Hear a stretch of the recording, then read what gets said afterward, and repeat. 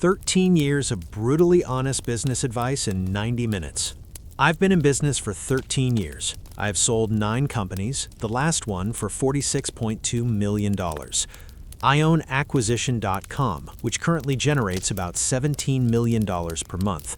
I'm going to summarize 13 years of hard truths and business lessons in this single video. Truth number 1. Sell to rich people until you have the money to sell to all poor people. In the middle is where they kill you. Elon Musk said, "You can do a lot of good for a small number of people, or a little good for a large number of people." And I personally assure you that it is much more difficult to do a little good for many people than to do a lot for a few people. There's a reason Tesla, his company, started at the top. They began selling only to the rich. They had the Roadster that cost $250,000. They sold them all, and then he was able to go down to market one and sell $100,000 cars only to the elite of society, los ricos.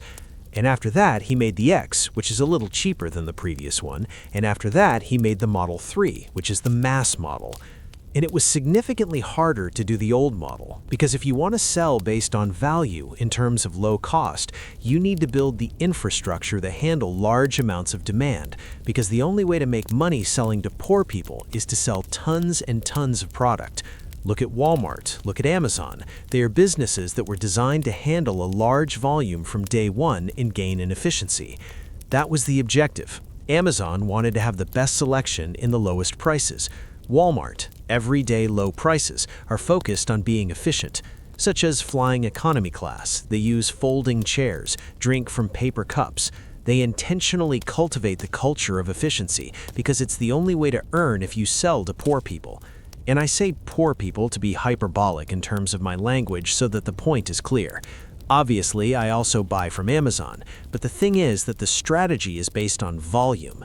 You've probably seen some of my other tweets talking about solving rich pay better problems, or if you solve rich people's problems, you can charge rich people's prices. I think the key to this is the following. For someone who only has $1,000, when they pay you $100, they pay you 10% of their net worth. His expectations of what he's going to get for that $100 are the same as a rich person giving you 10,000 of his dollars. It would be huge, right, in terms of expectations. But if you get a rich person to give you $100, they may not even notice. So the thing is, in some respects, it's easier to solve the problems of the rich because they're willing to pay more in absolute sense for a lower relative value. And with that extra profit or gross margin, you can exceed their expectations and still make money without having to learn all this stuff about infrastructure. For example, if you wanted to open a bank, you would have to have $25 million to $100 million to start it. But if you do, you'll have to build the infrastructure to handle the money of billions and billions of people. It's a very difficult business to start. And then the idea is that you want to sell, at least this is my belief, is that you want to sell premium products. You want to sell to wealthy people. You want to sell to a niche person that you can do a lot of good to in a very small portion. Because you don't have to compete against everybody. You can have inefficiencies and still make money without having to have tremendous infrastructure or skills to build it. Once you make a lot of money doing that, you can obviously just do more of that, which is great. Or you can say, you know what, the next thing I do, I'll do for millions and millions of people. And then you build a business, like say Netflix.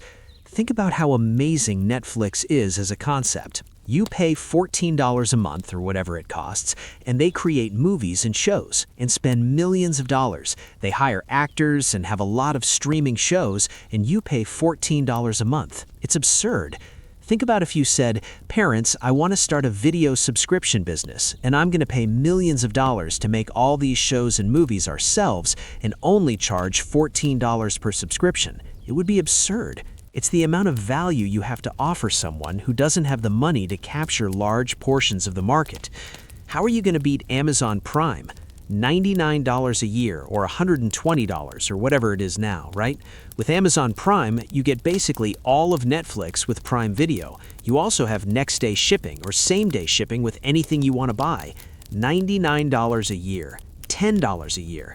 If you're building to sell to the masses, you need to build like you're going to sell to the masses. And you're usually going to need to invest a lot of money for a long time because you need to have that infrastructure up front to handle that volume.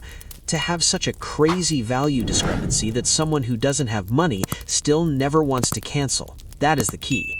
While if you target people with more resources, you can charge a premium price. You can have 5 clients who pay you $5,000 a month and earn an amazing income, and have the resources to do a good job, and hire a couple of people to help you and be competent. And you can do this when you charge more money. And those people aren't like, and you've all seen this meme, where the $50 per month customer says, "Hey, so for this $50 a month, what am I going to get now?" We make fun of that. That's the reality if you're taking 5% of someone's salary. For this, it means a lot. However, if you go to someone who's making $1,000 a month and they pay you $5,000, if they get one good thing a year, they're excited. And they're like, "Send the transfer. Did you get it?" It's the difference between working with someone who is on the low end versus the upper end. So being very clear about who you serve, not serving other people. Go only to the mass market if you have the infrastructure to support large amounts of volume and the capital to finance it. Either you build for volume from day one and gain efficiency like Amazon or Walmart, or you position yourself as a premium by specializing in a niche and solving people's problems. You solve a problem in a very specific niche. Let me give you completely opposite examples, because I literally live on both ends of the extreme. On one hand, Acquisition.com is my premium brand. This is the brand that we deal with, and this is where we have $100 million companies and that we invest in or that we own, okay? That's my family office. We do 1 or 2 deals a year, being really transparent. We make people very rich, much richer, okay? That's what I do there. A $50 million company comes along and we say, how did we get to $250 million? And that is what we invest in what we scale the company. At the other opposite end of the spectrum, we have School Platform. School is for all of you who are just starting out. Now, it took School 5 years to get to the level of product that it has now, in millions and tens of millions of dollars in development, where it lost money all the time, and it still loses money right now, with the goal of bringing in a giant amount of value for the $99 a month or whatever it costs, because we know that $99 a month for someone who is trying to start their business is the total of their budget. We have to solve all the business problems that these people have at that level. So these are 2 completely opposite extremes. I mean, honestly, they're the most extreme in terms of value creation, in terms of who we're selling to, or advertising to, and who we're attracting, and how we help them.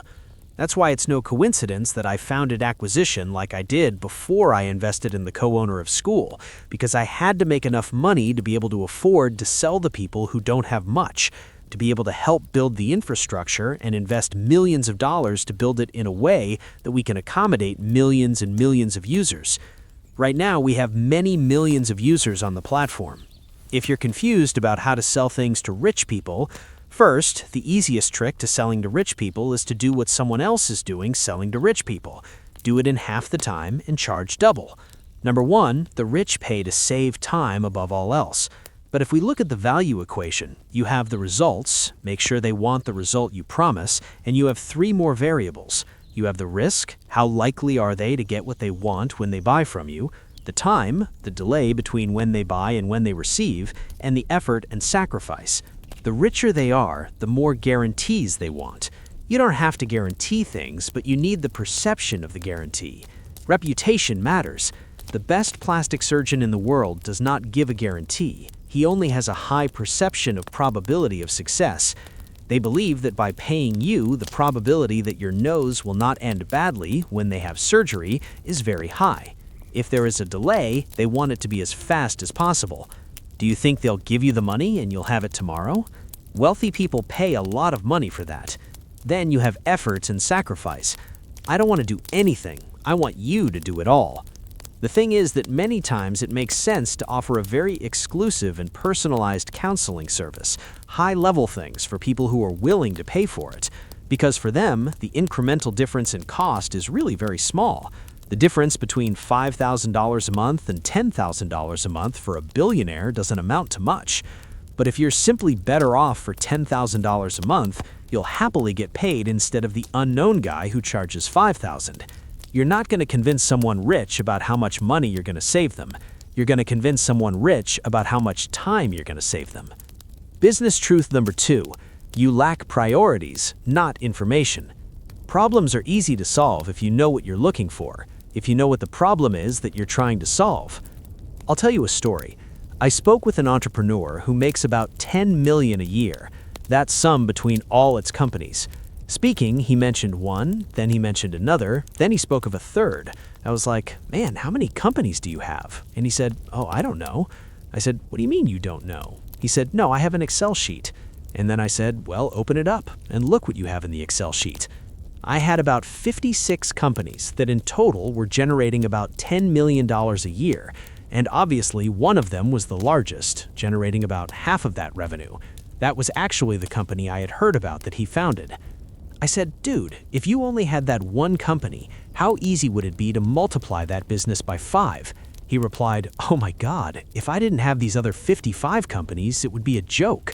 I said, if I waved a magic wand and it came to pass, do you think you could do it? And he said, sure. And I said, well, do it. Wave the magic wand. You can finish the other 55 deals to focus on this one business. And what's crazy is that a year later I talked to him and he had done just that. He said, dude, I was sleepless 3 days after we talked because I was like, oh my God, you're right. I see strategy as a priority. It is prioritizing resources. You don't have unlimited options, but you have limited resources, time, money, people, and so on. And so deciding how to allocate these resources among the unlimited options that there are is your strategy, is how you prioritize. And when you have a clear goal for a clear company and for a clear customer, prioritization becomes pretty easy. So a lot of people keep looking for these unique ideas when the reality is that you don't even have a goal. Have you defined the problem you're trying to solve? And most have not. That's usually the first question I ask someone. They say, I'm stuck with my business. And I say, well, what's your goal? And then they say something. What problem are you solving right now? So if you can't clearly express the current state, desired state, and obstacle, you'll be running around like a headless chicken. You're not going to solve anything. You're going to work hard, but you're not going to move forward. One day, a social media company approached me. They have 40 million subscribers on their channels. Obviously, they're very, very good at communicating. They said, we've been listening to your content and we think that our limitation, the problem that we need to solve and that will give us the most performance is that we have to optimize our procedures for the company. And I said, okay, what's the goal? Is it to make you more famous or is it to make money? And they said, no, we want to start monetizing. Okay, let me ask you this. What product do you sell? And they told me, well, we don't have a product. Okay, listen to me. I have a crazy idea. If you had a product, you would make a lot more money than trying to take your company from 97% to 98.5%. It's not that there's nothing. If they had said, we want to be more famous, then I would have said, great, you should go for it. It makes sense because monetization is not the goal. But if they wanted to make money, they had nothing to sell. And I promise you that you don't make a lot more money if you don't have anything to sell. They could have a 2 out of 10 on the product, but with that amount of content, that amount of traffic, they might be able to generate so many sales that they would blow the whole damn world amazed. They were spending all their time trying to get into the intricacies, trying to get information to solve the wrong problem. And so most of the time, it's not that you're lacking insight, but that you're solving the wrong thing. And I think this happens frequently because those entrepreneurs are social media entrepreneurs. They like networks, they feel comfortable there, and that's why they like to solve problems about that. They like to solve problems that they know how to solve because they have done it before.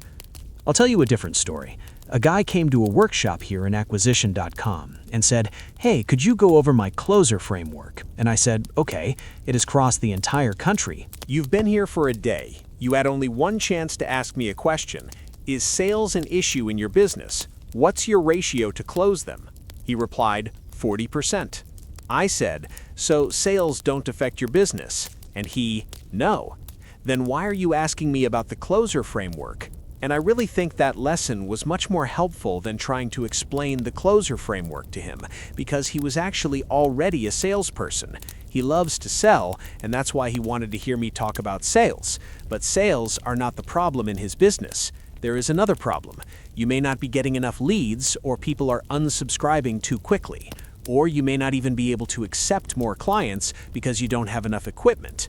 Those are examples of other problems that could be occurring. And sure, one of those three is the real problem in your business, but that was not his question. He asked about the subject he liked to read. Right now, if you're an entrepreneur, it's true that you need to focus on your strengths, but the business as a whole has to be well balanced. So listen to me. If you think of the business as if it's a body, and you're a bodybuilder, and then you want to have ideal proportions for everything, in terms of, for example, if your arms were this big and your quadriceps were tiny, then you'd look weird, right? So you must be a specialist. You as an individual contributor are still betting on your strengths, but the business as a whole will only be as strong as its weakest link.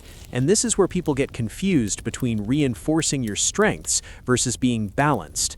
The business needs to be balanced. Your overall physique should be balanced, but you as an individual contributor can play to your strengths. You want a team of people who play to their strengths, but you as the business manager need to make sure the business is balanced. Otherwise, it will be limited at some point, and that point will be your dead end. That will be the weak link. That will be the part of the bridge where only doi can pass, even if you have 10 times more both before and after. That bottleneck is what's holding back business. Keep in mind that you'll often have to do things that don't excite you. If you're a marketing entrepreneur, marketing probably isn't your problem. If you're a product-focused entrepreneur, products probably aren't your problem. If you hate people, and that's probably your problem. Like, I hate meetings, I hate leading people, I hate trying to reinvest in my team. I'd bet you probably have limits in your business because you don't know how to recruit, train, and manage better. And so that's what you really need to learn. Or recruit someone who already knows how to do it. So people spend too much time mentally dwelling on the concepts they love, in the idea that because it worked to get them to where they are, because they needed to start marketing to make money, they think that if they multiply marketing by 10, then that's what it takes to make more money, unless that's the restriction. That is not true. And a lot of times, companies grow to the limit of the founder. They grow to the limitation of the highly specialized skill of that individual founder. And then, at that point, it's limited by something else that the founder doesn't like as much. And so, you either learn and get used to learning things that you don't like so much at first, or you have to find someone to do it. If you're like, I'm a product entrepreneur and I need more marketing, or vice versa. Or if you don't fit into that, what you're missing is an operational profile, someone who likes to lead, manage people, and invest in teams. So how can you tell if everything is going well? First, one of the biggest advantages of doing business for a while is that you start recognizing patterns. So you hire 5 worthless guys and eventually find the 6th. All of a sudden, you're like, okay, that's what a good sales manager looks like. This is why businesses, for example, that we start now grow much faster because 1, we know who will be needed next, and 2, we know what that person is like. Think about how much time you save if the bottleneck, for example, is sales, and you hire a person, you onboard them, and you train them for a month, and then that person is a mess, and it takes you 6 months to fire them, and then you do it again. And that takes another 6 months to fire them, and you do it again, and this time it works. No, you just wasted a year, and growth that you should have had, but you didn't because you're the wrong person fixing the bottleneck. This is why so many businesses are stagnating, and the wrong conclusion is that the person says, oh, I tried hiring sales managers, but it doesn't work. No, you tried to hire John, and John was bad, but that doesn't mean there aren't sales managers. You are the special person that no one can replace, that no one can play your role. It's what you get. There's Microsoft, there's Facebook, they're billion-dollar companies. Someone on earth is better than you, literally at what you do best, and definitely better at what you're not good at. Now, how do you tactically find these people when you have no experience? I'll give you the tactics of how I deal with this. 1, I interview a lot of people. If you think of the interview process as an educational process, instead of asking as many questions as you can, act ignorant. Just say, I don't know anything about this. Tell me about it. Then don't immediately stick with the first person. Have 10 dates. Have 20 appointments. I'll tell you a little anecdote. For school, Sam, the founder, interviewed 600 developers before finding his co-founder. 600. And he did so. First, he said, who here knows a little bit about development? He began interviewing those developers and then said, "Can you introduce me to the best developers you know?" And they introduced him to others because they had more context, and he made it clear to them, "I'm not going to hire any of you. I want to meet the best people you know." And progressively, he climbed the steps. I would talk to these people and say, "Who's the best you know?" And he kept going up and up just to gather information, just to investigate, until he came across someone who was like, "Oh my God, this guy has said more things and it made more sense." At that point in the process, I had already spoken to so many people that I already had a good context to be able to judge with criteria. So this is the process. I'll tell you what I'm personally looking at now. I look at the quantity and quality of the indicators that a person uses to describe their role. I'm going to give you a binary example. If I was hiring someone for customer support and it turns out that you have a lot of turnover, few customers leveling up, bad reviews, low NPS scores, etc., then you say, "Okay, Mr. Candidate, for customer support, tell me about customer support. What indicators do you measure?" If they say something like they want to make sure that people are happy, that they're having a good time, that they're getting results, and that they're having a good experience, I'd say, "Great, what do you measure?" If you start to doubt, like, "Well, what's measured?" and you're only able to say one or two things, then I know that this person can't achieve a result because they can't even define an outcome. Instead, if you say, "I like to define an activation metric from the beginning, something that we can achieve in the first 48 hours, then we see what our time to value is and what our main metric is. I also like to measure CSAT, but I don't always do it because customers don't like to fill out surveys constantly. That's why we want to make sure that we do this ideally during the customer journey, in a moment of value exchange with the customer service representative or some type of account manager assigned to them, so we can integrate them into that process. I like to analyze turnover, but I see turnover more as a lagging indicator, and I look more at these other metrics, especially in our time. How long does it take from sale to incorporation? What is that transition like? What percentage of customers are withdrawn in the first 24 hours, 48 hours, 72 hours, and what percentage of these customers leave us a review for the 30th? And all of a sudden, I was like, well, he just mentioned 9 different metrics and gave reasons for them. The continuation of this question about understanding the quality and quantity of metrics that someone contributes is brutal. More than one will be nervous. How do you approach what you do so that it generates money for the business? And if the person can't accurately describe how they do it, because every function of a business makes money, that's why that function exists. The difference is that some functions in a business are direct and others indirect. So if I ask a CFO, how do you make the business money? I should say several things, but one would be controlling expenses. Everything I save goes straight to profit, and I have a process to constantly eliminate unnecessary expenses every 30 days. And by doing that, I can improve by 3 to 5% the net profit that covers my costs and more. And I think, well, great, he's already thinking about my return as an owner and not just his. In addition, he also says, I really see finance as a function of decision making. If we can collect the metrics that help us make decisions about what things have the highest gross margins, what our utilization rate is, how we can make the decisions that will give us the highest return on capital, both human and monetary, in the business to grow faster. And if someone talks like that, then I say, okay, understand finance.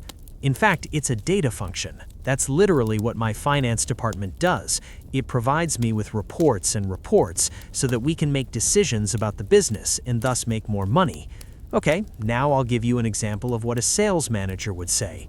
If I said, hey, how do you approach what you do so that it makes money for the business? And if you respond, well, I'm going to drive sales, I would think, yes, of course, but you're not going to sell directly to anyone because you're a director. So how do you make the company more money? What you want them to say is, I'm going to increase the average conversion rate of our leads at the team level, because the key result of a sales manager is the percentage of closures. That's their fundamental metric. The percentage of closures is a metric. In the end is the lead conversion rate. So if I get 100 leads, there are already a lot of small steps. You have to organize, you have to present, you have to close, you have to make the offer, get paid. There are other mini metrics along the way. But in the end, you just want to see what percentage of visits or listens, people who provide us with their data, we manage to convert into sales. And if you say that I, as a sales manager, will be able to increase that percentage, that's the job, and that's how I make us make more money. Because here's the thing, if they are not able to describe it, and the result of their work is linked to the income of the business or the profit of the business, then you can be absolutely sure that they do not know how to do it, and that they won't do it for you, because they can't even tell you how it works. That's why I use them as a litmus test. 1, I interview as many people as I can so that I have a basis from which to make a judgment. 2, from there, I'll learn the metrics, because I won't know them, which people use to describe the role and achieve results, and I'll look at the quantity and quality of metrics that people will track and what they would do to influence those metrics. Step 2. And then step 3, how do you do it? It translates into the company making more money. Don't let them just say something like, we're going to sell more, like in the sales example. No, but how do you influence that? This is truth number 3. Things are difficult because your team isn't as good as you think it is, and that's because your standards are too low. A mentor of mine told me this, and I've always had it in mind. He said, your best talent you haven't hired yet. The best talent is in the future. And now let's do a thought experiment for a moment. All of you who are listening to me have that teammate that's a crack. I hope so, and if you don't, it feels bad to me, but at least one person on your team has to be good. If you had 10 of those people, could you make a lot more money? The answer is almost always yes, you could make a lot more money. So the next question is, why aren't you putting all your attention on getting more of those people? If you listen to Steve Jobs, Kisses, Gates, Elon, and so many others, Zuckerbergs, many of them talk about talent. In my early days as an entrepreneur, I thought they were trying to hide their secrets, but they were really talking about what they're focused on now. And as I continue to do business, I care more and more about the who than the what or the how. Because if you really have the right person, you're just one hire away from changing everything. From someone who is 100 times smarter than you, who has done this much longer than you, who can help you grow the business. I'll tell you a story that made me understand it. When we were considering selling Gym Launch, we had many conversations with investment bankers and ultimately chose one to represent us. Then we had a lot of conversations with potential buyers, that is, people like fund managers, people who have large funds of money who buy companies to make a living. And I remember there was a moment in one of the first face-to-face meetings where they flew expressly, and their entire team was on one side and my team was on the other. I was sitting at the head and the managing partner was at the other end, and I just remember sitting there quietly, looking across the table, looking both ways, back and forth, and thinking, no wonder these guys are going to make $3 billion in the next 5 years. Compared to my team, and mind you, just to clarify, it's not that my team was bad. We built a business of $100 million, but I saw the difference. This is not a criticism of anyone on the team. Obviously, we had stars, but seeing the average level of talent that their team had compared to mine, that was a key moment for me to understand how important the people on your team are. There's a story out there on Google. I think it was Larry Page or Serge Brin who Googled something like parachutes, whatever, and the ads that came out were like, buy this radio, buy this car. And he took a screenshot and hung it on the corkboard in the engineering room and said, these ads suck. And he just wrote it down in the screenshot, pinned it to the board, and walked out of the room. And the story goes that the next night, one of the developers just stayed up all night and created AdSense. And AdSense more closely matched what people were searching for with the ads they were shown. He didn't say, here's the 100-step process we're going to follow to solve this problem. He simply said, you're smart, this is the problem, fix it. And one of the telltale signs that you have bad people on your team, or people who are too dumb, or your standards are too low, is that you have stupid rules. I'm someone who's done this, so I'm not here preaching. This is something that I've noticed recently, and that is if you have any rules like, hi everyone, you have to be punctual, hey, you can't drink while you're working. Sorry, you can't watch Netflix while you're working. That's not right. By the way, these are all rules that I have implemented at some point in a business. And I'm telling you this now because it seems so It's so painfully obvious that if I have to tell you don't watch Netflix while you're taking a customer service call, that shouldn't be a rule. It should be a no-brainer that anyone with a little common sense can figure out. But if you start setting stupid rules, it's because your standards are too low and you're hiring dumb people. Rule number 4. If you have a lot of rules, it means you have stupid people. Let's talk about this. One of the solutions to prevent it is an Amazon rule. For each new person you hire, the average level of the team they join must increase. I literally used this rule yesterday with someone we were interviewing. Layla asked me, "What do you think of this person?" And I said, "Well, it raises the level of the team." And it was like, I thought, okay, there's our answer. Because what happens is that if it's not controlled, all companies tend to dilute talent. That is, someone who is a 6 hires a 5, 5 a 4, 4 a 3. People tend to hire someone who does not pose a threat to them because what they want above all is security. And that's why you have to implement something like that, because the opposite can also be true. Imagine if every time you hire someone they raise the level of the team. The team will continue to get better and smarter with more capable people, and the company will grow more and more. And I have a belief. The level of a business grows as if it were a Christmas tree, where you have the number and intelligence of the brains that increases. So if you have a lot of really smart brains, the size of this business is huge. But if you only have one brain that's intelligent and everyone else is below that set of abilities of that brain, then it's just one brain competing against companies that have 100 intelligent brains. And that was something that in my early days, every single person I hired could do their job better than they did. And I trained them to do everything they did, which meant that the limit of the business was me. I had to keep learning things, which you always have to do, of course, but I had to learn everything from scratch. And then the business had to go through the same thing that a customer service representative would go through on their first day because I had no idea about customer service. And so the idea is, I would prefer to bring in someone who has 10 years of experience in customer service so that we can start the business in the 10th year of customer support. I want him to have learned all those lessons with someone else's money, and then when they come with me, he will know all the lessons without me needing to have the scars. And one of the clearest signs that a company is in a very early stage is that you have an agent without any experience leading areas that they have never worked on before. And that's because it's like, this is my COO, Sarah. There are 5 of us in the company, but she's the COO. And she's like, don't use that title because she's going to get into salary.com and she's going to see that based on that, she should charge more than what the entire company bills combined, you know? No, it isn't. She's actually a manager, isn't she? And to be honest, it probably does not manage the whole business, but only a part of it. Or she, if that is the case, only carries a specific part.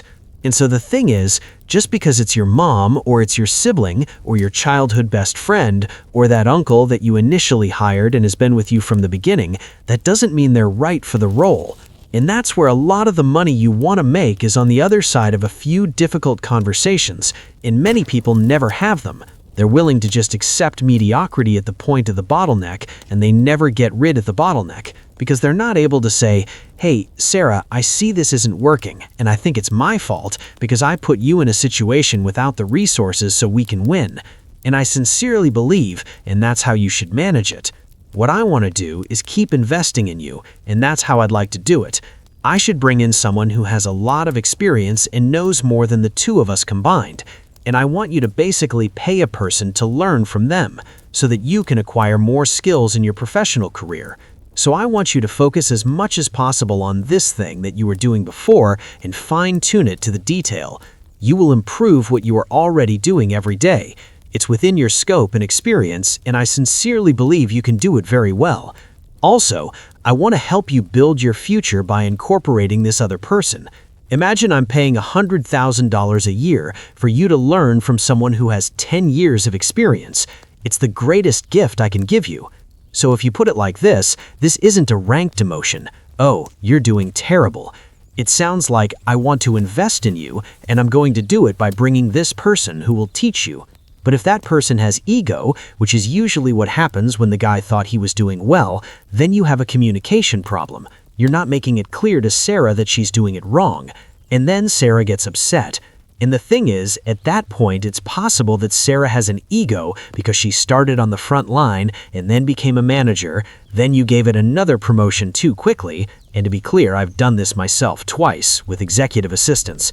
In other words, with executive assistants of companies, it's happened to me 1,000 times. And even though I don't deal with so many people directly, it's like I've promoted people too quickly. I think it's Peter's principle, that people advance to their point of incompetence, and then if someone does really well in sales, they get promoted to sales manager. He's never managed a sales team, so he doesn't do it well. He's promoted to his point of incompetence. I lose a good salesperson to get a bad sales manager. And that's how most businesses are managed. People do it right, and then their role changes to something they've never done before, and then they do it wrong, and they get stuck there, or they get fired. Most of the time, the person who promoted them feels bad, and they get stuck. So, you have all these people that you still have a positive association with because of the work that they did back in the day, and you feel like you owe them something because back in the day they did a good job. But now they're doing a bad job because they're not properly equipped, and you didn't give them the skills to succeed, and they don't have the experience. And yes, that's your fault. But the thing is, you can't fire yourself because you own the company. So someone has to go. So either you move them to one side, redefine their role, and promote to another, or you have to do without them. And again, this is what makes business difficult. It's not that it's complicated, it's that you don't want to hurt someone's feelings. And I understand it. That's what makes difficult conversations difficult. If you hate someone, firing them is very easy, like someone stealing from you. Saying goodbye is not a personal experience. I slept comfortably there that night, okay? It's the conversation with someone who you know is doing the best they can, who you really like as a human being, but isn't up to the task. And even if you think you could take them there, you're not willing to invest the resources to do it, because it doesn't make sense. I could wait for someone to learn neurosurgery, and I think others do too, but it could take a decade. And I don't know if I want to invest all that time when I could just look for a neurosurgeon.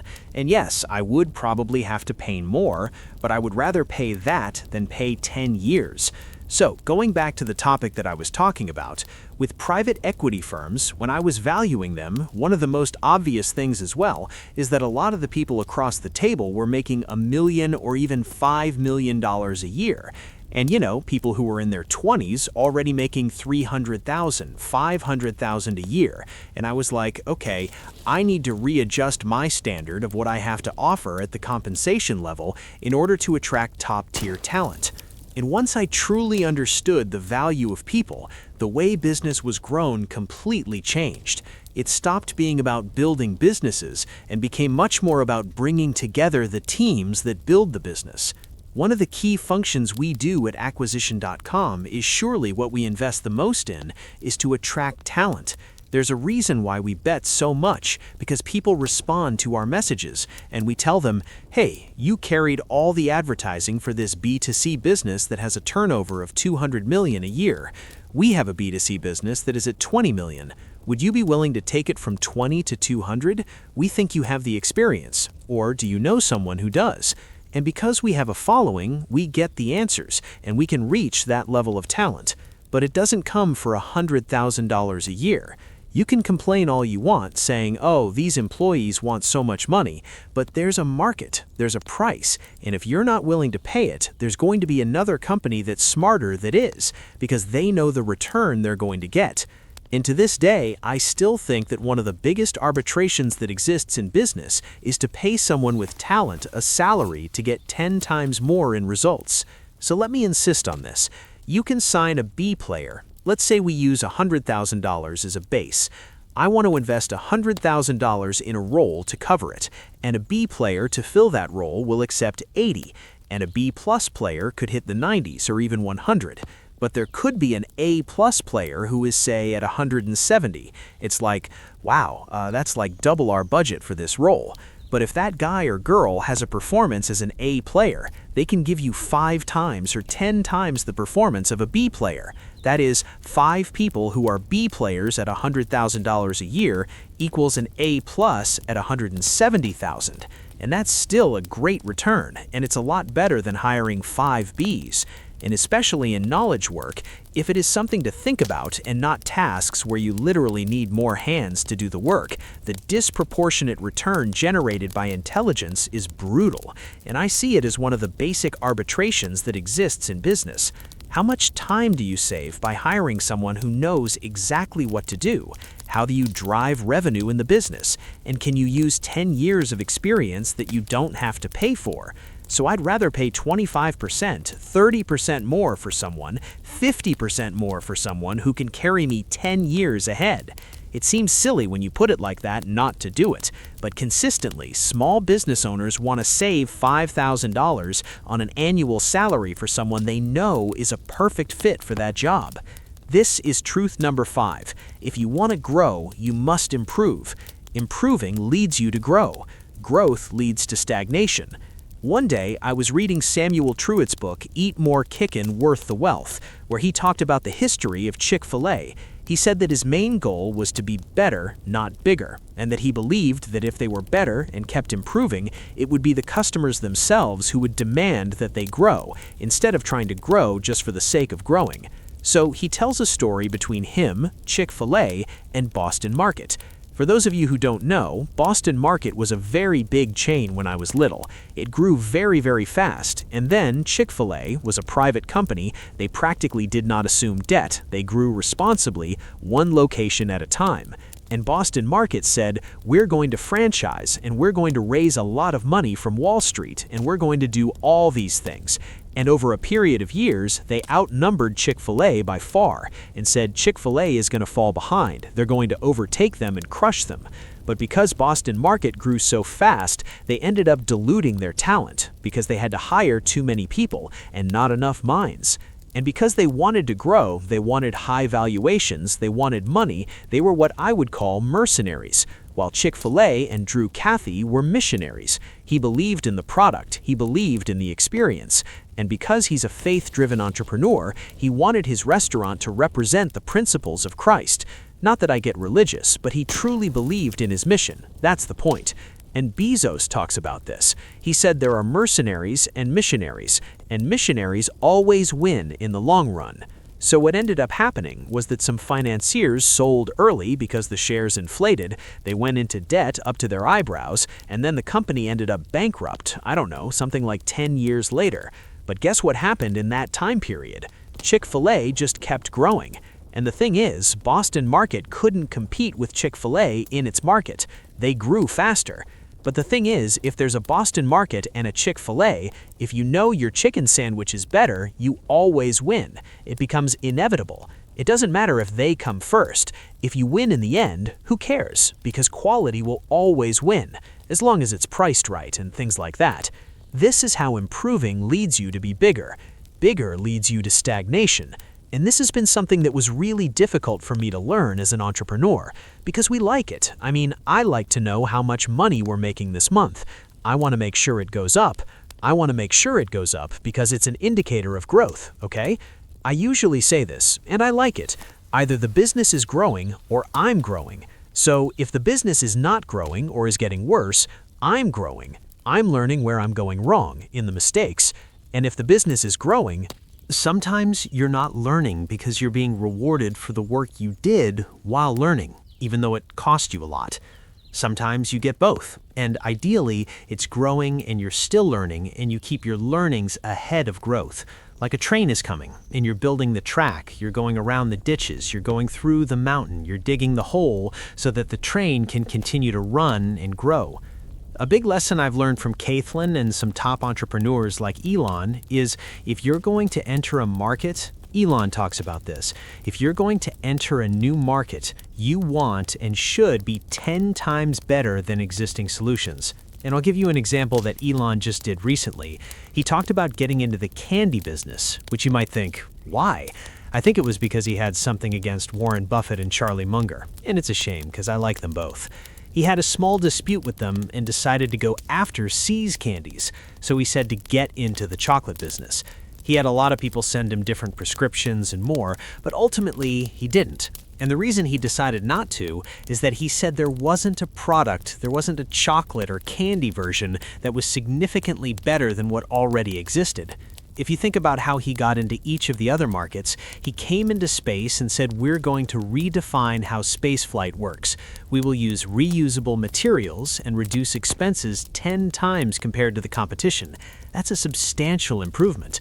With cars, the first real Tesla, not the Roadster, the high-end one, but the first one he made for mass commercial use, was literally the highest-rated car in that car magazine, the premium magazine, he had ever rated. He got the highest score of all time because he focused so much on improving it 10 times better than the rest.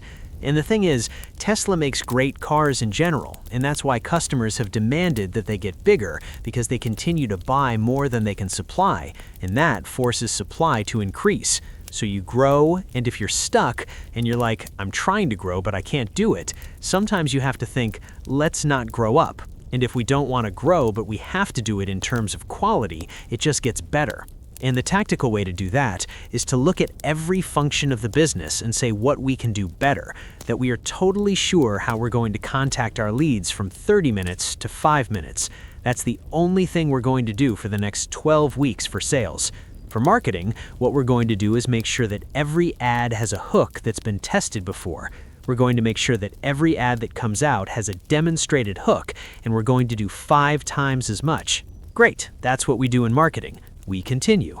The key point is that once you start that new thing, the next quarter you add to that. You don't change it, and this is what most people do. They do one thing and then forget. You end up creating a list of what makes ads awesome. You create a list of what makes an amazing follow-up.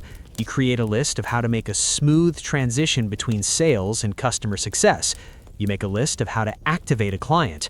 So it's not a silver bullet, but 100 golden pellets, which generates extraordinary results. And when you have the 100 golden pellets, word of mouth begins. Customers become recurring, and suddenly customer lifetime value skyrockets. And once this happens, you see that maybe you don't have a marketing problem. Maybe you just weren't earning enough per customer. And I'll tell you this, the times I've talked to startups that are like, we need cheaper leads and we need to reduce the cost of acquiring customers, the reality is that they don't do enough work because they're not that good.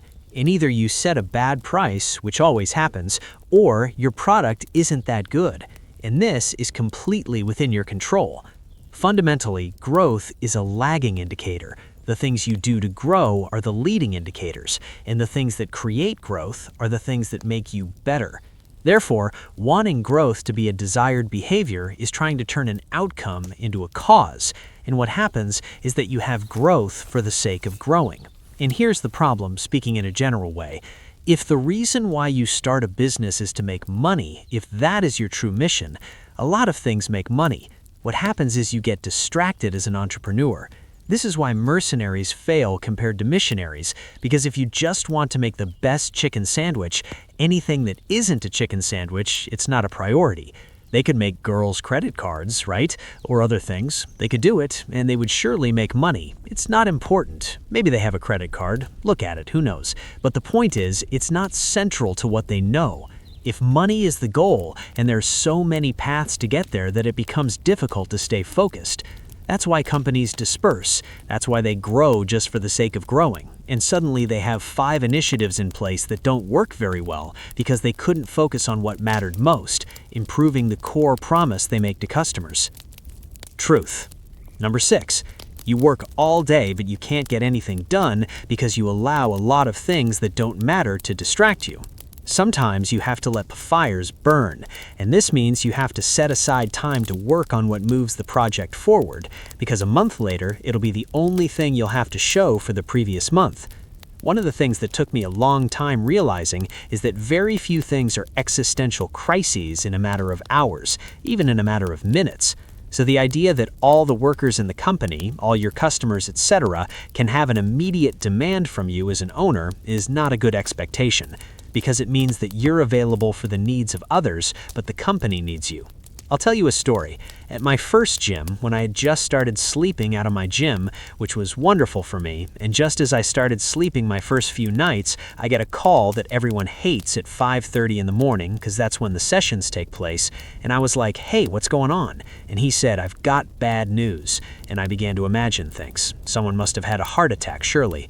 I immediately went there. He was quiet, and finally I asked him, "What's wrong?" And then he says, "There's a water pipe that's broken and it's leaking on the ground." And I was like, "Okay, what do you want me to do?" He said, "Well, I didn't know what to do, that's why I called you." And I replied, "And what do you think I would do?" He thought and said, "I guess call a plumber." And I said, "Yes." And I was like, "Have you done it?" And he said, "Well, no, I've called you." And I'm like, "Okay, and why haven't you done those two things first? Because there's nothing I can do." There's a story of Eleanor Roosevelt out there, I think. It was like you would say someone in your family died, passed by in the middle of the night, and then you were woken up by your servant or somebody, like they did back then, and they said, "Mrs. Roosevelt, I have some terrible news. It's about 3 in the morning." And she asks, "What's wrong?" They told him, Your cousin John is dead. And she said, you could have waited to tell me in the morning. There's nothing you can do about it. And there's very little that will actually kill a business overnight. So if you allow everything to be urgent, it means that everything is a priority, which means that nothing really is. And priority means what comes first. What comes first. And I literally prioritize my day for the things that matter most. And so I start my day. I do before my day what I think will really move the situation forward. Because when I look back on the past month to see the progress I've made, I never think about it, for example, Susan, who I had to refund because she wasn't satisfied, or when I get a 1-star review when we have to deal with it, or when our chat support was down for 2 hours, right in the middle of the day. People are wondering, why has the support chat dropped? And none of these things are really existential crises for the business. There's almost nothing that kills a business in the short term. The only really serious thing is that your payment processing system stops working. Your ability to accept money would disappear. But beyond that, there is not much else. So what you have to accept is let some fires continue to burn and be able to say, yes, this screws me up, but not doing the important work will screw me up even more. So I invest and continue to invest the first 4 to 6 hours of my day working on the things that I think matter most. I think if I had to say just one habit that has taken me the furthest in life, it's that I work uninterrupted for the first 4 to 6 hours of my day on those things that I think have the biggest impact on the business. And I like to think about it like, what's the one thing that if it were true would make all my other problems go away? And then I put all my effort into making that one thing true, trying to make that thing happen. But that can't happen if you have 20 other mini priorities that are urgent and not important. Every entrepreneur suffers from this. That's why you need to set boundaries or you'll be overwhelmed. Work all day and you won't accomplish anything. To protect those first 4 to 6 hours, I had to get up early at first. I got up at 4, worked 6 hours until 10. That's where my day began. When I started making a little more money, I was able to afford to sleep an extra hour until 5. And then I started at 6 and worked until noon, and so my whole team for years didn't say anything to me until the afternoon. They knew that Alex only held meetings in the afternoon. So I do my work of thinking in the morning, and in the afternoon I do the meetings. As he hired more people, more directors, more leaders, and more executives, many of those meetings disappeared. Now it's just become the day of meetings with Ivy, and the rest of my week is completely free.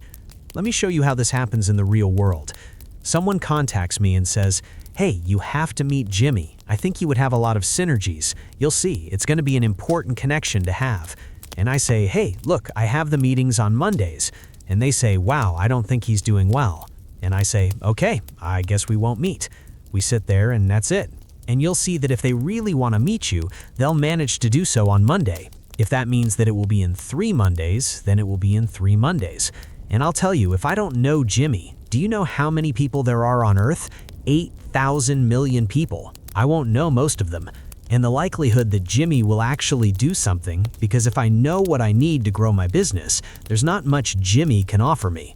If I'm very clear about my strategy and very clear about my execution, anything other than that makes me lose money. It clearly doesn't make me win it. So it's okay to say no. I'll give you the tactics that you have to apply on these occasions, and that I like to apply when there are social situations. I would say, you see, I'm actually not doing meetings until I publish my book. Once I'd posted it, I'll say, I'm not taking meetings until I sell a company, and I'll always have something I have to do. They're still a long way off, but they're important events.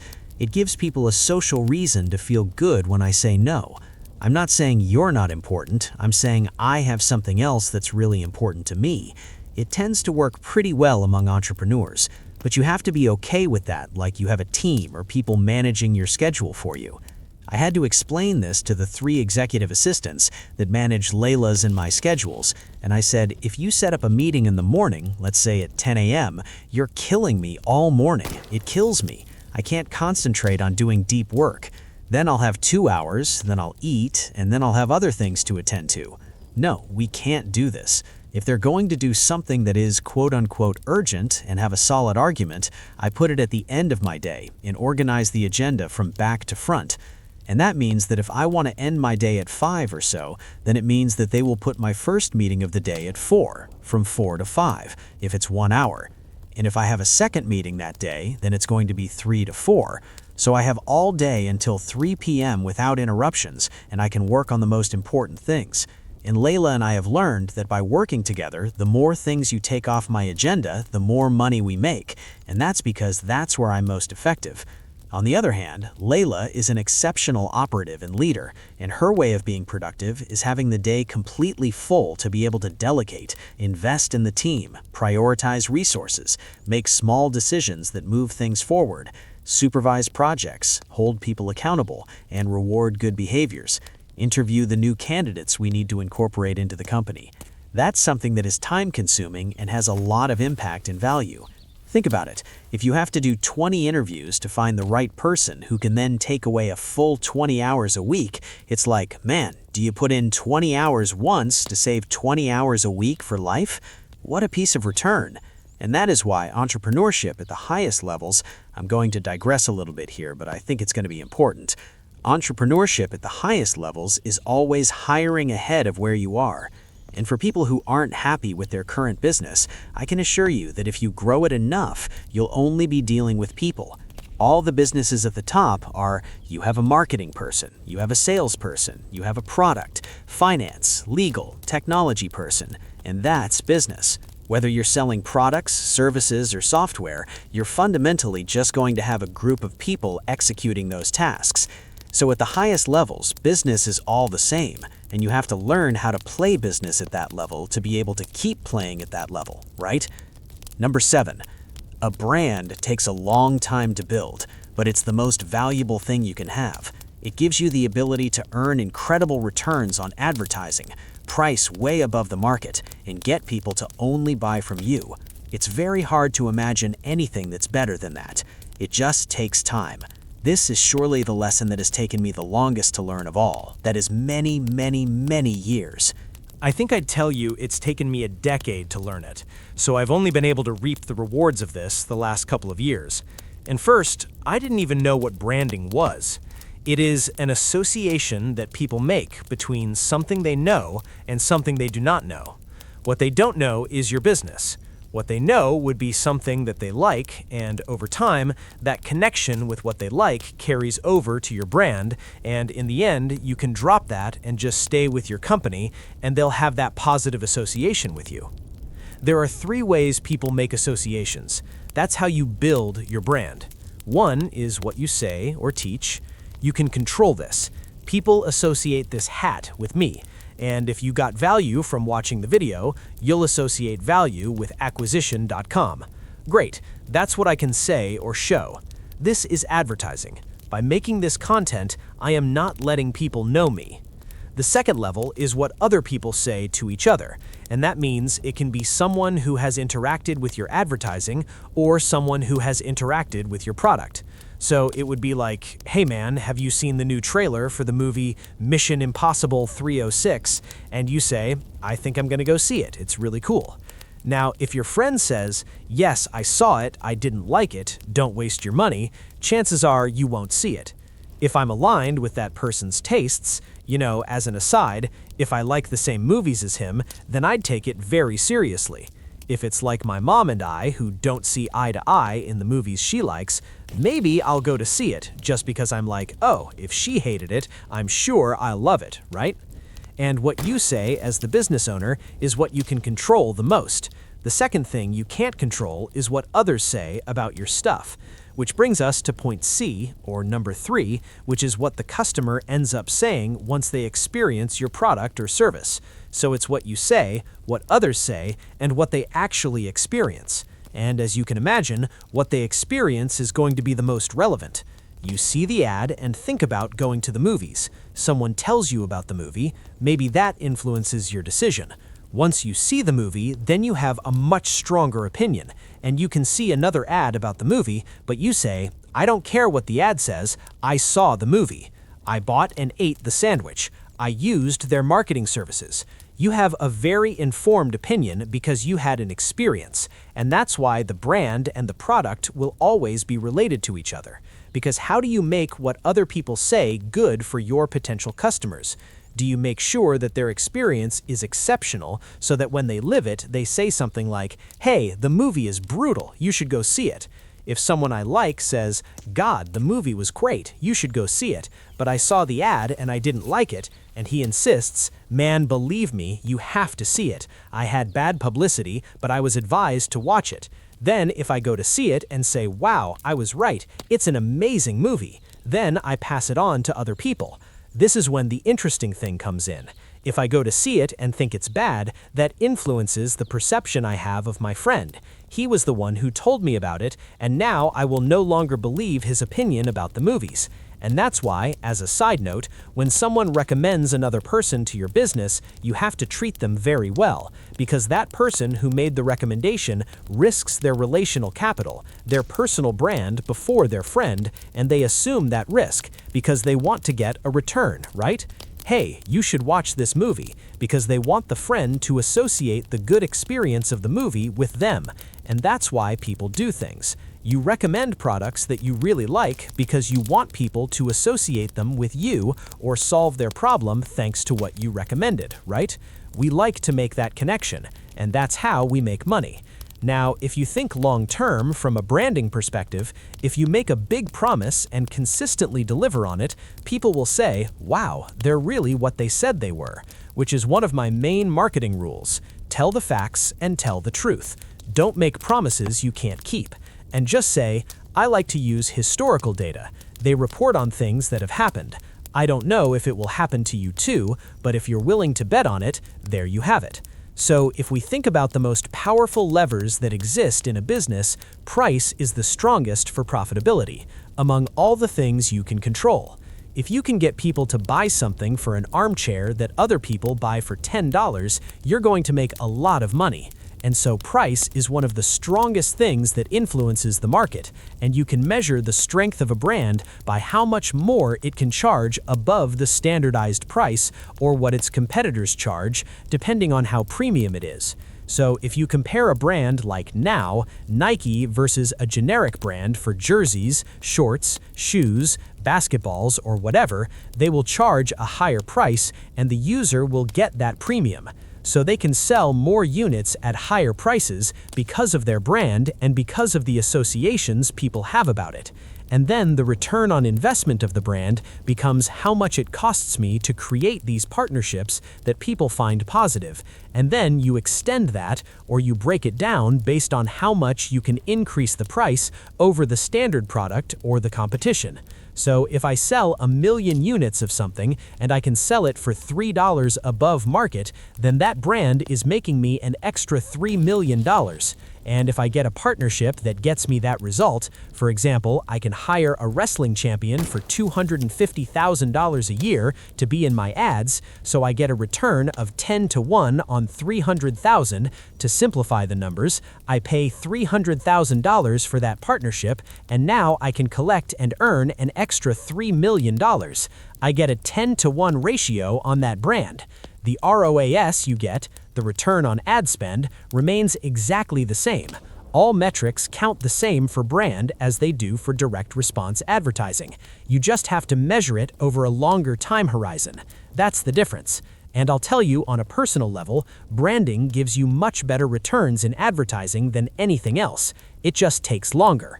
So think of the world of direct answering as if it were your paycheck. You put money in and you get money back. You put money in, and the moment you stop spending that money, you stop making money. The brand is like your long-term investment. At first, you're investing money in your pension plan. You're investing money in your retirement plan, in the stock market, but it's not still earning interest. The thing is, you keep doing that over and over again, and suddenly compound interest becomes a monster that you can't even compensate for spending more on marketing. And that's what happens over time.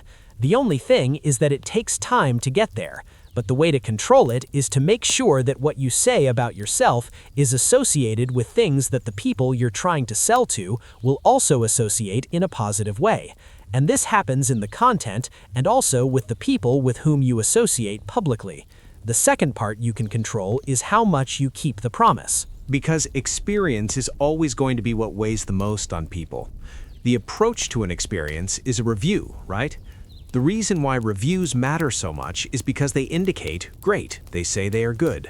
Now I go to their website and read reviews to see if they are telling the truth or not, based on those rough reviews. And then I say, well, this guy gave him a star, but he doesn't look much like me. Now I look at these other ones that look more like my use case, and they gave 5 stars. Okay, so I think my adjusted risk when making this purchase is low.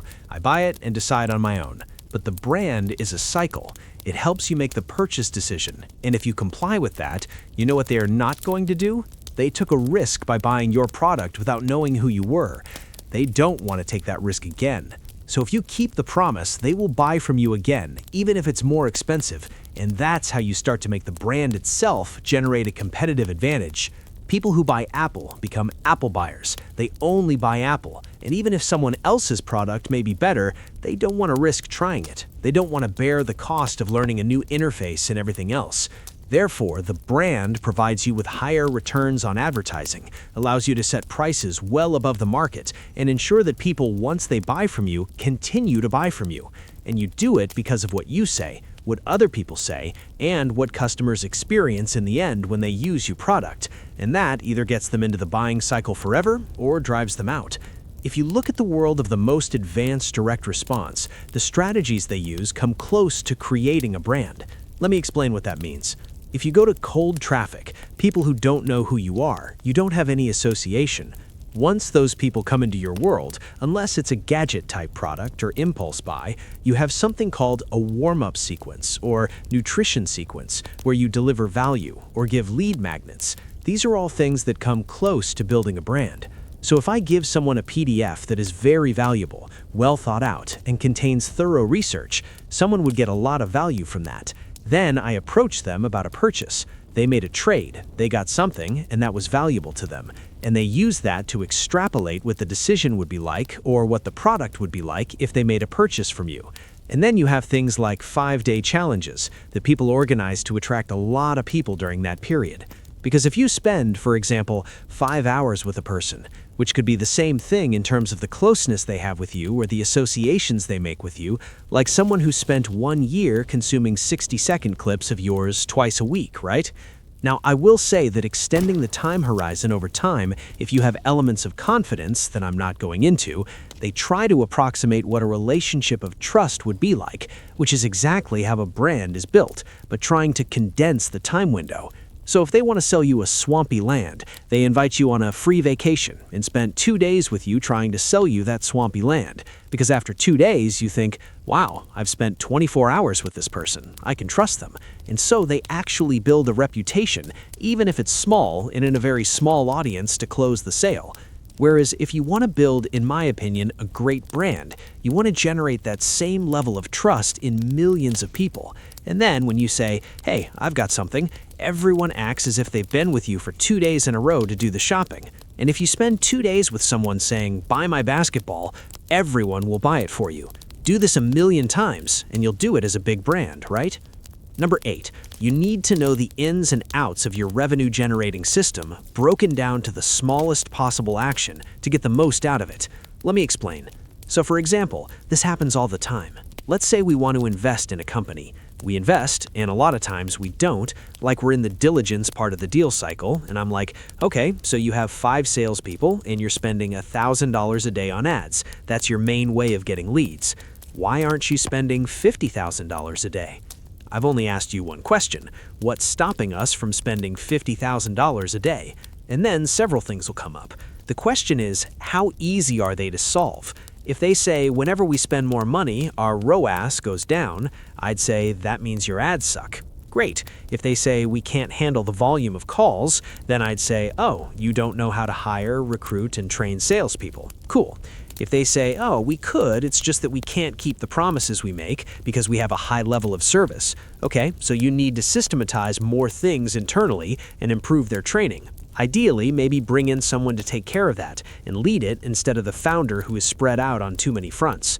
So you can understand what the limitations of the business are simply by asking, why can't we multiply this by 10? Now, a person's skill is inversely proportional to how inaccurate your address can be. Let me explain. If a person came up to me and said, hey Alex, I want to sell this product. Can you help me by promoting it? I don't have a marketing department. Can you promote it? He can just say that, or she can just say that, and I'll know all that means. At the basic level, if you say that to a 5-year-old, they would understand, okay, this is what promotion means, and you have all these ways to promote. I need you to learn how to turn on a computer, and that's how you create an email, and that's how you have to go step by step. So the more vague your address, the more skilled people you need to have to do it. Which, by the way, is why smart people are a great investment, because it's actually more efficient from a communication perspective. I can say, hey John, fix the loss of customers, and I can just tell him that, and he knows all the tasks behind it. But over time, it's important for you as an entrepreneur to be in the mud so you can evaluate and say, how good is it? Is it working well? Now let's move on to advertising with a simple example. In fact, we'll use the above example. I presented 3 different problems. I said, why can't we multiply this by 10? So the first version of the problem was that their ads were bad. And I'm like, okay, you can't scale your ROAS there. It's not just that they're bad ads. The total available market may be small, like it's local, and you can't increase your ad spend 10 times from $5,000 to $50,000 a day because there just aren't that many people in that local market. But assuming that's not the case and your ads are bad, then I say, okay, explain to me the process of how you make ads. And I add, okay, it usually comes down to you not doing enough pre-work. And the pre-work is defined as, I need you to sit down and start writing ads first. You're going to look at the 20 best ads you made of all time. You're going to watch them again. First step. Second step, You're going to check out all the ads you've seen this week on all your platforms that you found interesting and that you'd like to imitate. Step 2. Step 3, you're going to recreate the best ads you've made. You're literally going to remake them. Step 2, you're going to copy the best ads and you just reformat them. Old images, new edition. Same message, new perspective. And then we're also going to create 30 more ads that are brand new. Totally new approaches, using the ideas that you were inspired by and just taking inspiration from old ads that you've used before without repeating the exact same message. You're combining and mixing by doing a remix, right? So, well, this is the process, and you're going to do it every week. So that means you're going to spend half of the day preparing and the middle of the day recording each week. So now it's very easy for me to say, hey, are you following the ad process that I explained to you? They say yes, but it's not really working. And I tell them, show me all the hooks you wrote for the ads that were already working for you. Show me the remixes you've made of the best ads. Show me your folder where you've saved all the ads you like.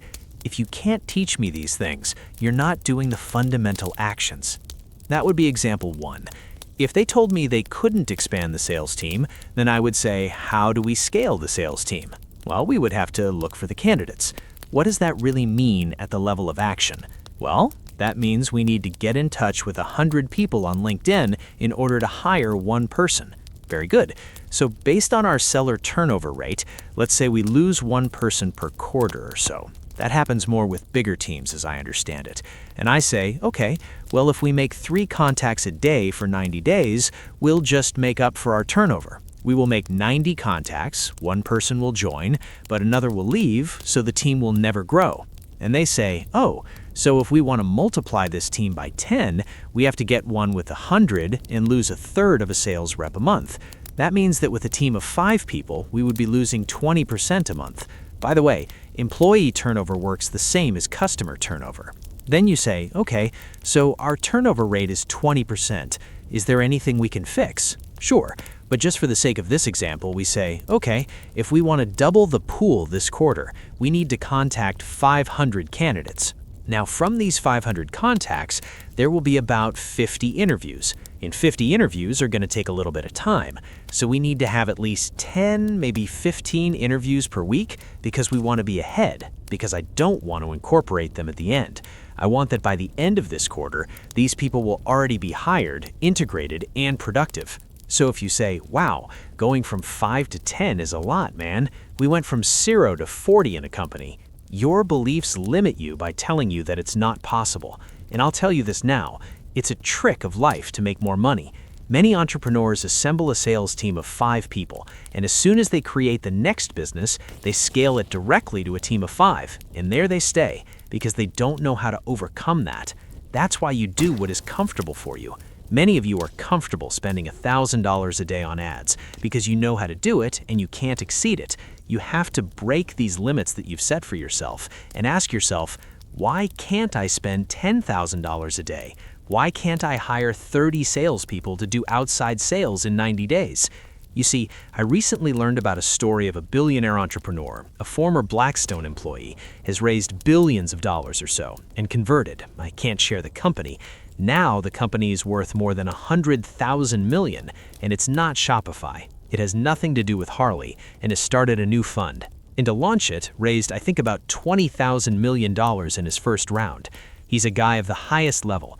The guy got on a plane, I think he did 200 interviews in 7 days, and said, "Come here, everyone, fly to my warehouse." He took with him his team of 5 cracks that he brought from his previous project and did 200 interviews in 7 days and got his team to start a new project.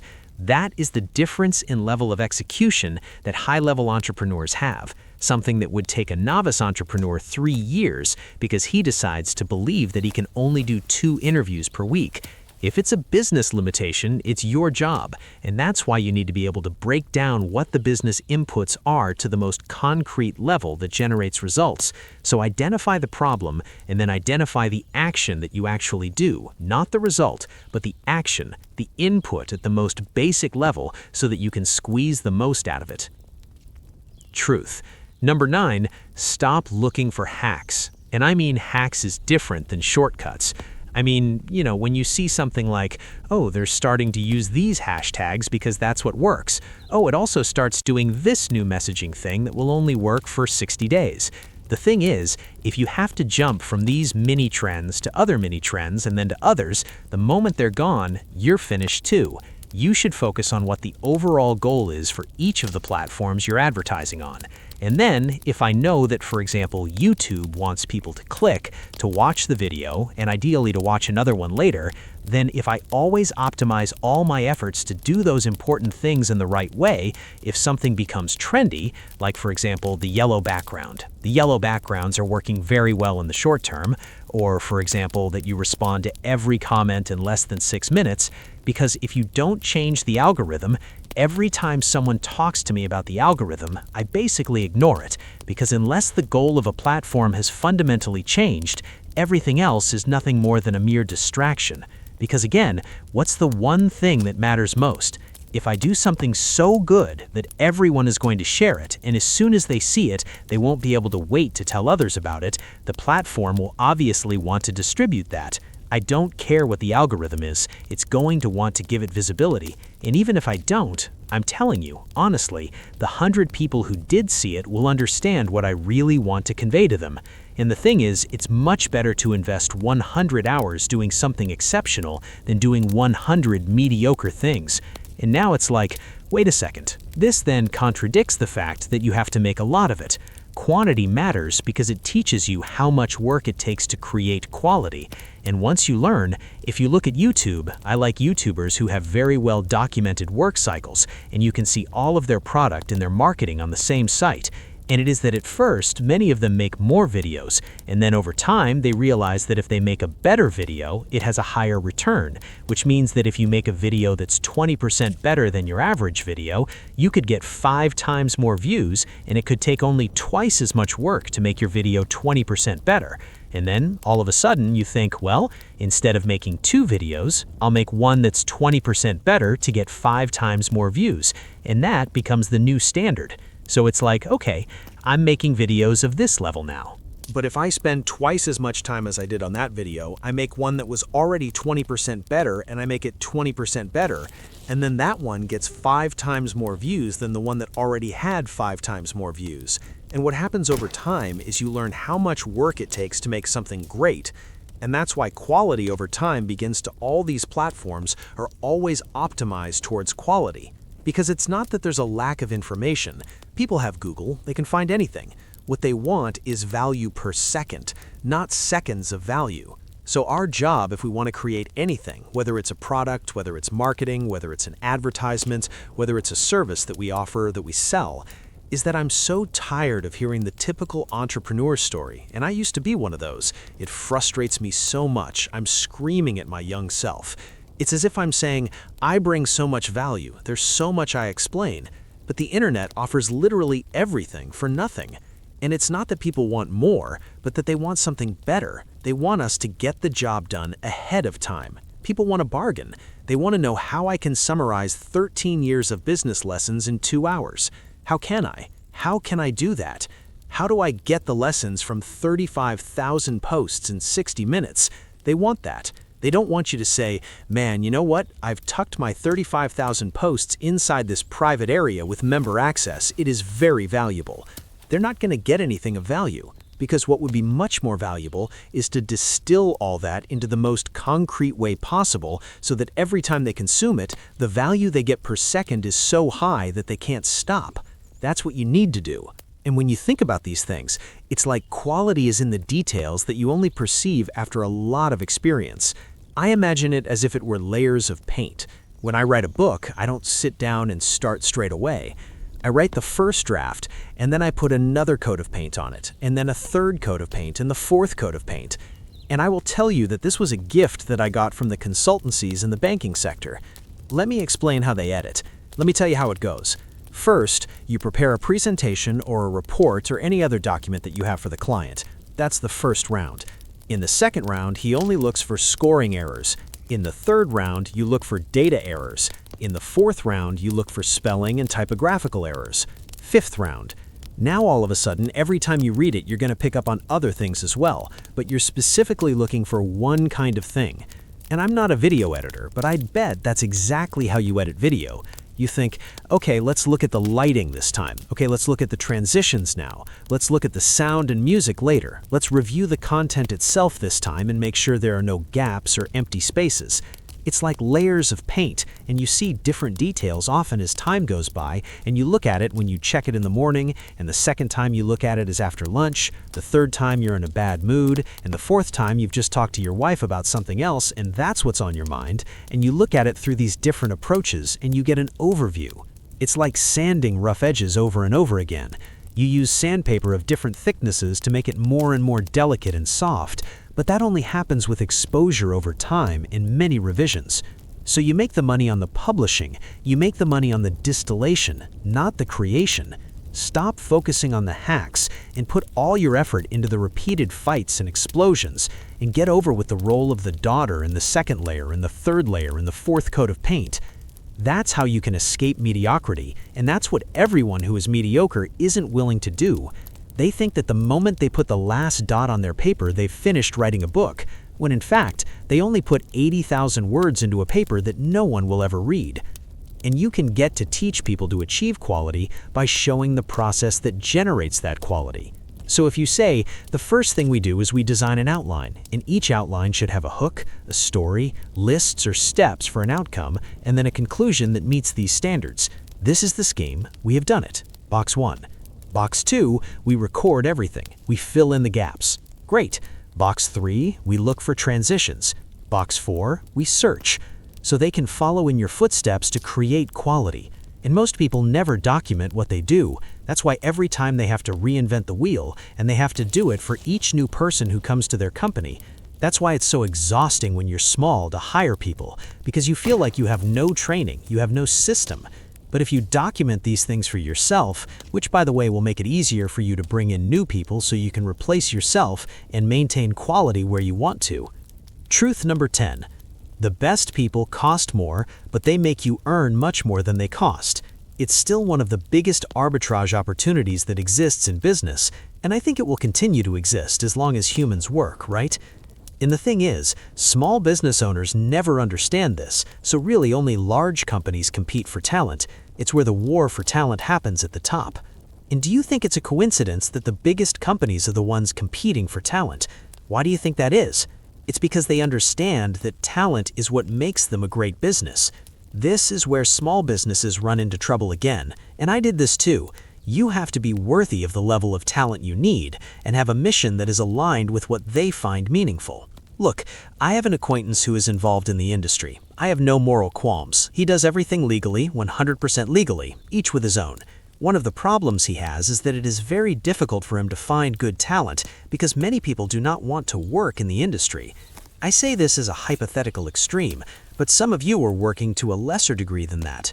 Kind of like, I sell a day trading course. It's like, oh, so you kind of beat the market. If you're into day trading, then you should be day trading and not selling courses on how to do it if you're that good at it. And you definitely wouldn't tell people what the trades are, right? So what happens here is that the level of talent that you can attract for that opportunity is very different than, I want to create something that collects all the junk and turns it into energy. You will find people who are very motivated by the mission. There's a reason why every single Elon Musk business is here to save the world. That's not a mistake. Now there are two elements to that. One is that they could save the world. The second is that this is what it is about. Before, Twitter was not about freedom of expression and civilization, it was just a social media platform. But now, it is the last beacon or bastion of freedom of expression. Here is how Elon positioned it. Now, ULA, which is United Launch Alliance, is simply a government contractor that does a lot of things in the field. You may not have heard of them. But SpaceX is how humanity is going to survive if something happens on Earth. Thus, we will become an interplanetary species. The likelihood that we can survive any kind of catastrophe if we are a multiplanetary species increases our survival as a race. And so made SpaceX not about making rockets and government contracts, although that is the way they make money. He did it to save humanity. Tesla is about its electric cars. There are millions of electric car companies, but why does only Tesla have this? Since it is the future of having an ecological planet. Each of their companies is about saving the world, and by doing that, you get people who will work day and night to save the world. I'll tell you 4 little personal examples that I've had, or, well, 3 personal examples that I've had about this. I remember when I had my first employee of $50,000 a year because I had previously only worked with hourly wage employees in my gyms. And that person gave me time because he was able to manage my first location to be able to open the second, which generated $250,000 a year of profits. And so, wait, I paid $50,000 a year for someone at one location to allow me to open my second location making $250,000. It's 1 for 5. Good investment. Someone might say, why would you give up $50,000 when you could do it yourself? Because I want to make $250,000 with the next one. The second story I have is a little bigger. My first employee of $300,000 a year. What did he do? He was my first really exceptional salesman. He generated $5 million in sales that year. I paid him $300,000. Was it worth it? Absolutely. It was more than he had ever paid a salesperson. Absolutely. So it was worth it, and it was even more worth it. My first employee, who was making $1 million a year, in his first 90 days saved me $3 million a year immediately and said, I just want to make sure I've already paid myself. Let's do these other things. And then, with his contacts in his address book, he allowed us to package our companies and sell them through his network of bankers and private equity firms. I don't come from that world, so I hired an executive who had 35 years of experience and had sold more than 40 times, because I had never done this before. So I found someone who had already done it, and I had to pay him $1 million a year. But it was worth it, absolutely. And so what's interesting is that in the stories that I just told you, the arbitrage regarding value increased as I spent more. Think about how crazy that is. 50,000 multiplied by 5.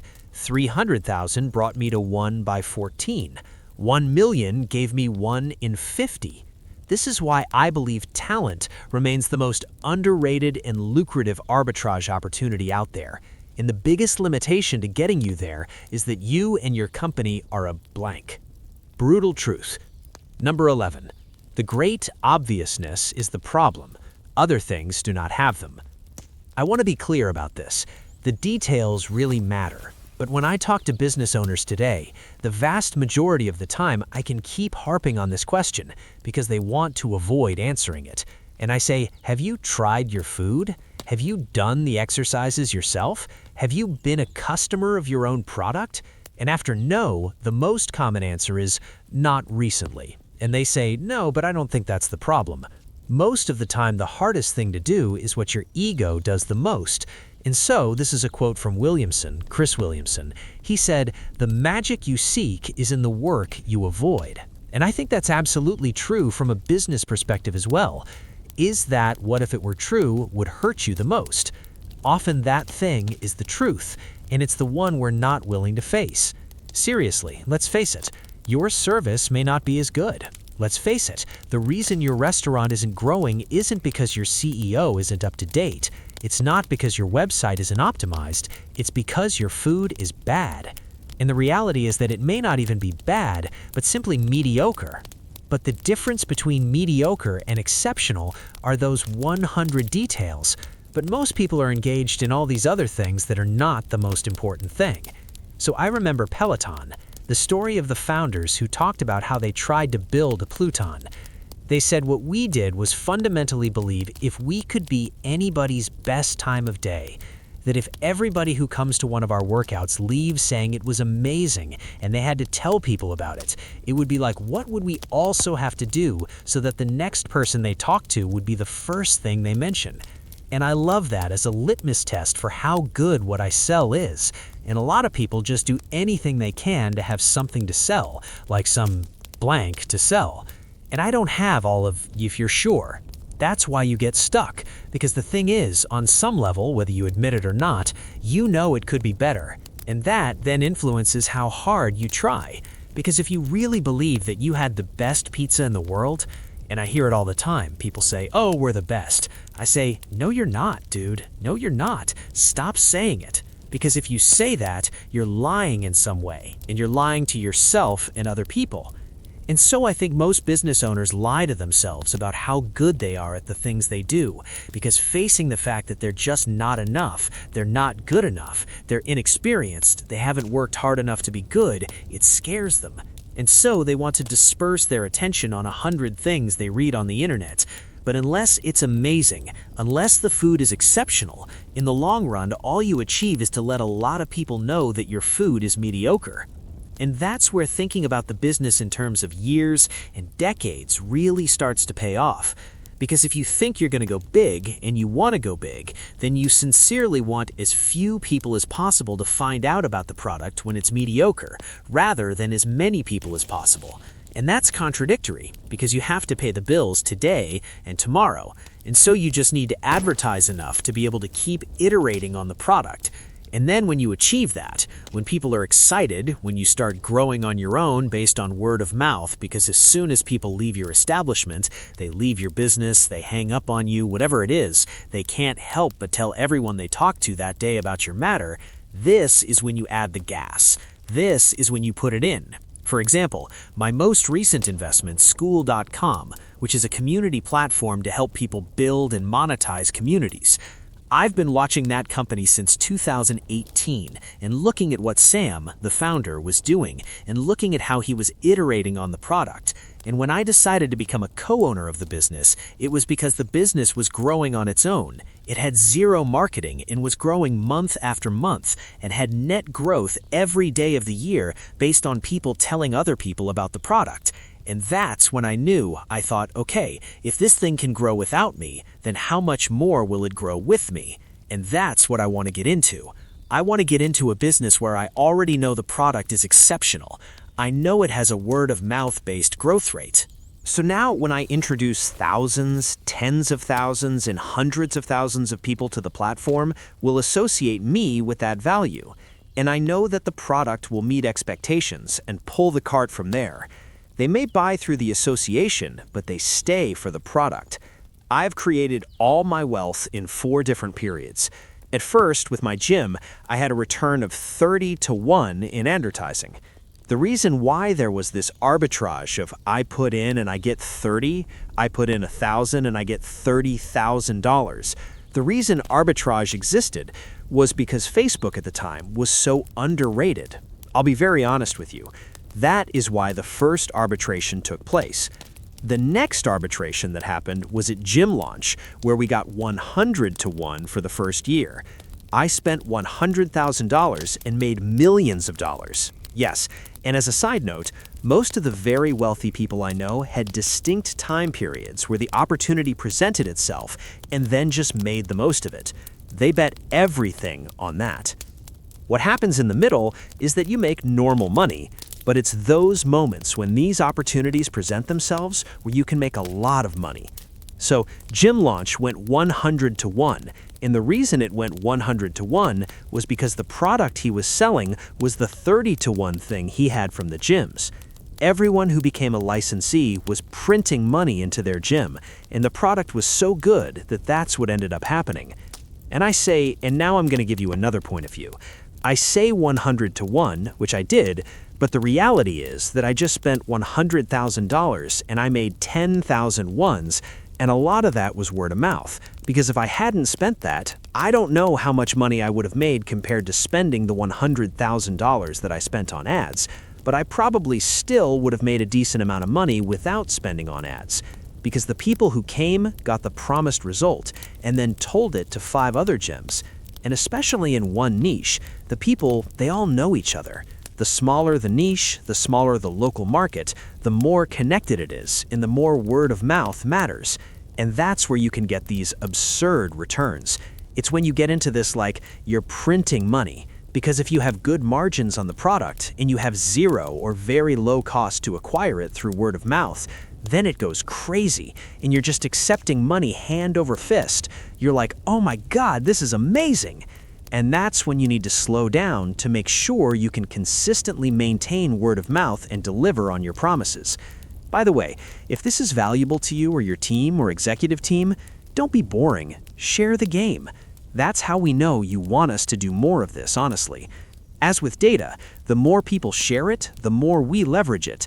I mean, if you're a particular business owner, I'm pointing out I'm making my content for you, and so please share it so you know that this is the kind of content you want. Thank you so much, friend, for listening. Leave your ideas in the comments section so our community can grow by learning together. That's all for now. Until the next audiobook,